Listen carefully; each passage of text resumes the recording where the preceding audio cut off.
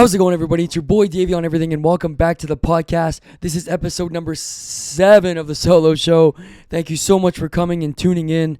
Last week I did episode number 6 of the solo show, and I told a couple stories from my childhood, and people seem to like them. So this episode I'm going to tell 2 more stories and see how they go. So here we go. And I don't want the world to see me, 'cause I don't think that they'd understand.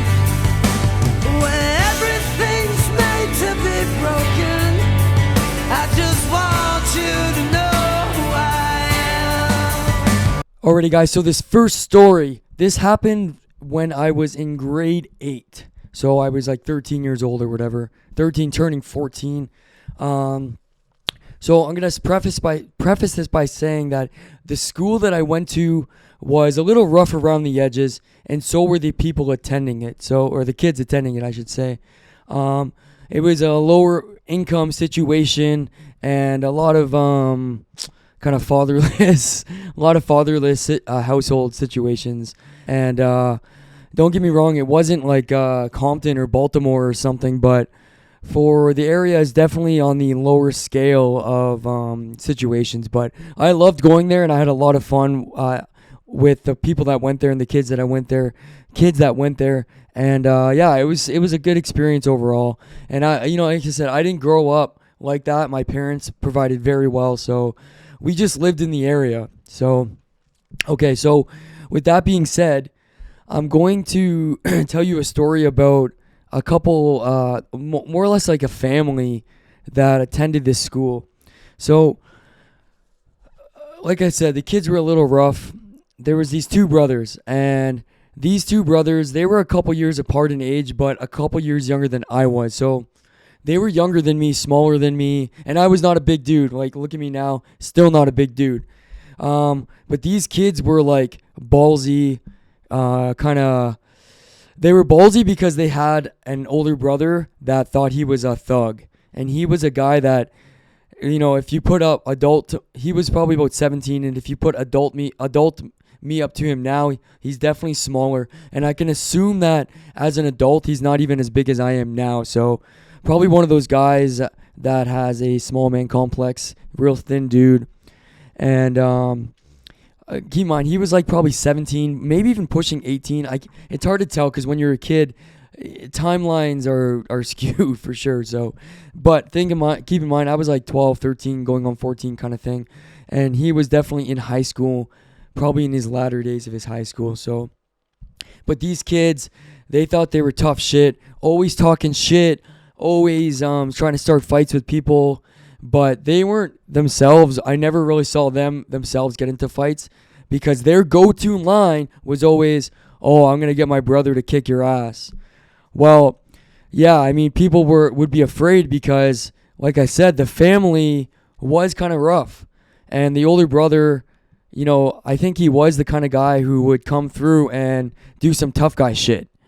So, fast forward, they threatened me one time with, my brother's going to come and kick your ass. And I was like, I don't remember what my response was, but I was always a little like, I would always pretend like, oh yeah, I'm not scared type of shit. But I probably would have been a little bit frightened, right? Because I don't know them, and I don't know what their brother was like. And I just know he's older, and he thought he was a gangster. So they threatened me with that one time. Go forward, I hear them threatening some other kid with the same thing. And this is like probably a month later, 2 months later, whatever it was later on. So what I say to them is, at this point I realize, their brother isn't even showing up. That would be silly for him to show up to a grade school, an elementary school, and try and fight some kids. That would be the dumbest thing ever. And, what kind of fucking 17-year-old would do that? So I say to them, yeah, right. Your brother still hasn't come to kick my ass yet. And, they said, all right, okay, cool, no problem. I think it was probably like just a few days later, there was a school trip that my class went to. I didn't go. I don't know why I didn't go, but I stayed at school that day. I didn't go to the trip. So there was a couple kids from my class that stayed, but none of my friends stayed. And I had a couple friends that were big guys too. Like there's always that one or two guys in your class that are like fucking 5'10" when they're fucking 13 years old. You know what I mean? So all my friends were gone, but me and my brother had planned to go skating after school that day. There was a hockey arena down the road. We had our skates with us, and we were gonna walk down there and do the free skate, and then we probably would have got picked up from there. So that day, me and my brother, we're in the same hallway in our classrooms. We pop out of our classrooms, like, all right, let's go skating. We come out the back door, and there was a van. A van pulls up, like a minivan. The door slides open, right? This wankster-looking dude, white dude, skinny white dude, but again, he's like older, 17 or some shit. He pulls out of the van. He starts walking towards the back doors where me and my brother were. Okay, so we're standing there. He comes up to the crowd of kids and he says, "Which one is it?" And then I realized that those two brothers were standing there as well. The brothers look at me and they point and say, "It's that guy." Right? So he starts pulling up to me, right? And then at some point someone else in the crowd says, no, it was them. So he pulled back and I'm like, whew, like it was me. You know what I mean? I am the guy. So I was like, oh, I'm saved because he's going to go threaten this other kid. As he's about to turn around, his brothers go, no, that's the guy. He's the one that said it. So this older dude, gets right in my face. And he says, "Are you fucking with my brothers?" I say, and you know what? I don't want to look like I'm scared, especially in front of my brother. So I calmly, but I am scared. I'm going to be honest. I'm frightened. And I calmly say, "No, I'm not fucking with your brothers." He says, he doesn't care what I say because his brothers have already confirmed that I'm the guy. So he's in my face and he says, "Do you want me to break you in half?" I say, "No." Like calmly and like with no shudder. Like I wasn't like nervous looking. I don't think anyways. I say, "No." He says, "You're fucking with my brothers. I'm going to kick your ass, blah, blah, blah." He starts like going at my face. And I'm just standing there because like I'm not going to do shit. Because him and his brothers. And the funniest thing is I mentioned the minivan, right? He pulled up and he came out of the back of the minivan. And in the front of the minivan driving was these kids' mom. So their mom drove the older brother to our great elementary school, pulled him up to the back of the school, and said, "Yeah, go ahead and threaten these kids." Right? I'm like, okay, all right. Instead of like, and keep in mind, I didn't beat his brothers up. I didn't even threaten them myself. I didn't do shit to his brothers except say, "Your brother hasn't come to kick my ass yet." So we're standing there for a couple seconds. He's right face to face with me.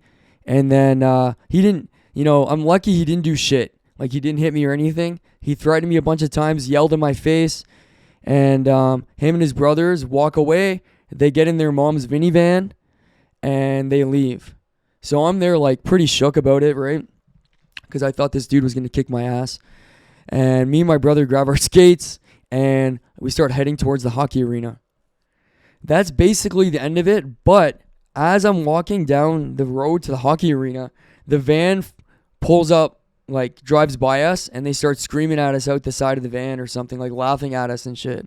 And I just keep walking. Like, I just think it's bizarre that, these guys who are, the one brother was close enough in age, he probably could have handled his own with me, but that they got their big-ass brother who's almost an adult, and their mom to drive them there to come threaten some, 13-year-old. I might have even be 12. I don't know the age, like 12 or 13, to come threaten to kick my ass.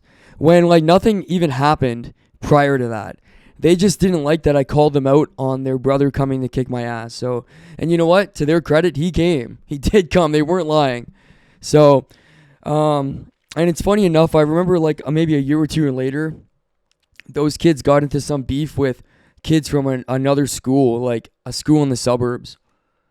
And the mom actually drove them to go fight with some kids at this other school. She drove them there, said, "All right, hop out, go handle your business." And then, I don't know, they got in a fight with these kids.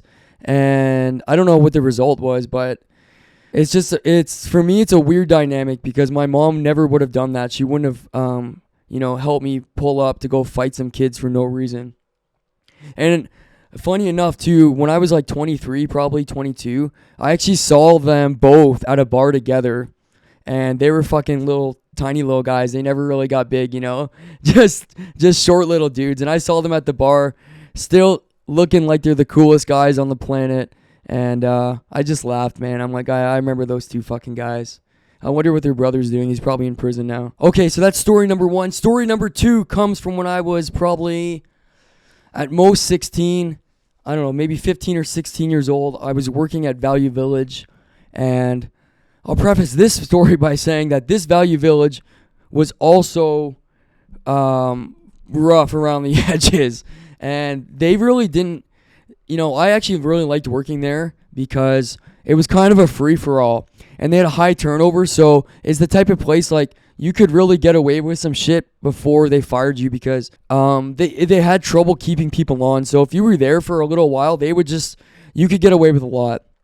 And I fucked around a lot at that job too, but so I'm like 15 or 16, and they hire this guy, and he's in his 40s. And again, he's a smaller guy, but he was rough. Like, this guy had seen some shit for sure. Like, busted up knuckles. Really, really, like, vascular guy. A real scrapper kind of guy, you know what I mean? But he seemed really fucking nice. He seemed cool. And he was hired to work on donations with me. So I would work with him all the time. And obviously, I'm just a kid, so not before long, they kind of wanted someone as an adult to kind of run that department. And they hired this guy, and he seemed responsible. And he actually started dating one of the cashiers who was around his age.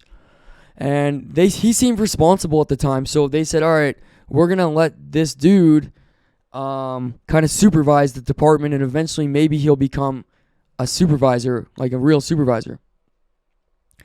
And this whole time, like, he actually got engaged very quickly with one of the cashiers. Within months, they were engaged. And he was, like, kind of trying to move in. He had this whole backstory where he had photos on his smartphones had just kind of come out. He had a flip phone, though. And he had pictures on his flip phone of, like, this mansion kind of house and this car and blah, blah, blah. He had this backstory where he was a successful businessman in Toronto. And him and his wife got divorced. And he just said, fuck it, take all the stuff. I'm good. Like, I'll be okay. And they had kids and whatever. And no one really honestly ever believed his story. I hope not anyways, because it was so far-fetched. Because he owned, like, some kind of forklift business where he drove some big-ass forklift or some shit. Like, I forget what it was. It never really made sense to me. And you could tell he was a storyteller, right? Like, he told all kinds of wild stories that never really fucking made any sense. Anyways, he got engaged with this woman, and very slowly you could see that things started to get off the rails for him. And you could tell he was definitely an alcoholic. So at some point he started just telling customers that he was the manager, and like he was getting rude with customers and saying, like, basically, like, fuck you, I'm the manager. And it started to kind of get back to the office. People started to realize, A, he had a drinking problem, and B, he was a compulsive liar. And he started making up all kinds of crazy stories about even one of the actual supervisors, saying that, like, they had sex and stuff like that and whatever. Yeah, things started to kind of spiral out for him. And at some point, the supervisors and the managers realized, like, he wasn't a good, like, this is not going well. We need to kind of get rid of this guy. They kind of started to kind of try and find reasons to fire this dude. So fast forward a bit, I had a few of my friends that worked there. I had gotten jobs there at this point. And we all knew that this guy was fucking nuts and that things were going bad with him. And, like, we hated working with him. And at some point, one of the supervisors find a bunch of empty beers in the back, right? Now, I can never confirm whether they actually did or not. They just told us that they did. And I suspect because this place, there'll be more stories in the future, but this place kind of had a history of, like, faking shit to get people fired. They didn't like you. They would try and, like, pull some shit, right? Yeah, they found the beer, And then they came to us individually, me and my couple friends that also worked on donations. And what they needed was they needed someone to snitch. They needed someone to say that they were a witness to Buddy's drinking at work. And me personally, as much as I didn't like him, and as much as like I knew he probably was drinking at work because he definitely had a problem. I never saw him drink, and I wasn't about to snitch on him, even if I did see him drink. So they came to me and said, "Listen, either you tell us who was drinking the beers, or everyone's gonna get blamed for it, and there's gonna be problems." I said, and like the funny thing is, like, this is like a job at Value Village. I'm like a teenager, like I couldn't really give two shits if you fire me for it. So I said, "Nah, I don't know. I didn't see anything. Whatever. Do what you got to do." But my one friend that worked there, he was kind of a little coward, and he did snitch, and he did say, "Yeah, Buddy was those were Buddy's beers." And again, he also didn't see Buddy drink them, to my knowledge. So he just snitched, and really he had no idea if that was his beers or not. But he was also afraid of this guy, so he snitched. And long story short, they ended up firing this dude, right?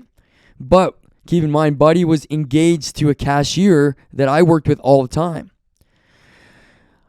What ends up happening is the cashier tells me, "Yeah, like my fiance thinks that you ratted on him, and he's pissed." I said, "Well, I didn't rat on him, but I mean, it wasn't me. It was obviously this other guy. But I mean, it doesn't matter. He's not going to believe that anyways." So he was not allowed back in the store because he had stirred up a bunch of shit. But he would still come and see her at the store. So he would come with he had these two big ass dogs. He would come see her, and he would just wait outside and whatever. One shift I was closing, and so was she. It was a slow night, so there was no donations coming outside. I had no reason to be outside. I was just on the sales floor, like cleaning up clothing and shit, right? I get word that he's outside with his two dogs, and that he's kind of waiting for me because he wants to confront me about it. Now, this is a 45-year-old man, and I'm a 15, 16-year-old young man. Like, it's insane that he's doing this in the first place. But, he was not a normal guy to begin with. So, come closing, I know that I'm going to have to go outside, and he's going to be waiting there with their dogs because they didn't have vehicles. They would walk home. So he walked there to come pick her up, waited for her, and he's going to walk with her home. Yeah, she told me like, "Oh, he's out there waiting and blah, blah, blah." I said, "All right, well, it's dumb. I'm just a kid, but yeah, okay. We'll go talk to him." So this guy's like basically wanting to beat me up. So, and like, I'm just a teenager. Like, I don't know. Like in my mind, he's like, yeah, I'm like, he probably is trying to beat me up. Like, he might do it because I don't have any concept of like adults versus kids kind of a thing. You know what I mean? So we closed the store. We're all walk out as a group, a bunch of us, and there he is with his dogs. I look at him. He looks at me, doesn't say shit to me. I walk to, I must have been 16 because I think I had a car, and I walk out to my car and I get the fuck out of there. Guy didn't do shit, didn't even say anything to me. All talk, no bark. All bark, no bite. And then, a little bit down the line, he and her, this dude and his fiance, get in a big domestic. He locks himself inside of her house. Cops are called, this and that and the other thing. Long story short, they don't get engaged. Turns out he is completely crazy. And that was kind of the end of their relationship. And, they never got married, thankfully for her, because she was a sweet lady and she didn't deserve to be with a piece of shit like this guy. So I've never seen the guy since. And I kind of want to know what he's doing these days. I guess he would probably be probably 60 or in his early 60s now. And I'm thinking he's probably not in the best of shape the way that he drank. But I have no idea. I haven't seen him since. So anyways, guys, that's the stories for this episode. If you could like, comment, and subscribe, that would be fantastic. Comment in the, throw a comment down. Let me know some of your crazy stories from your childhood or from your teenage work experiences. And And I forgot to plug the sponsor. Go ahead and check out www.brokenglasssupply.ca. Go get some awesome smoking paraphernalia. And until next time, guys, I'm Davey on everything. Thank you so much for watching, and we'll see you next episode. Big cheese, no design on my jacket. Work hard, now I'm changing my bracket. Talk tough, we ain't hear that racket. Guys came in, you know how to stack it. Don't take it wrong, but I'ma need my ends though. I got tigers on my chest like Kenzo. Rail came, yeah, he putting that Benz though. Carol's here, man, you know he stay 10 toes. Big dog, man, you know I ain't worried. Bent up, so I'm talking real slurry. Got a blast, bro, I'm always in a hurry. Big Drake, shooting dirty like Curry. Take a yerky, ain't know he stay passed up. You don't catch him late night, you asked up. No, real, how to put it E-class up. They like, X nigga, how you take the fast ride? 2018, it was me and Big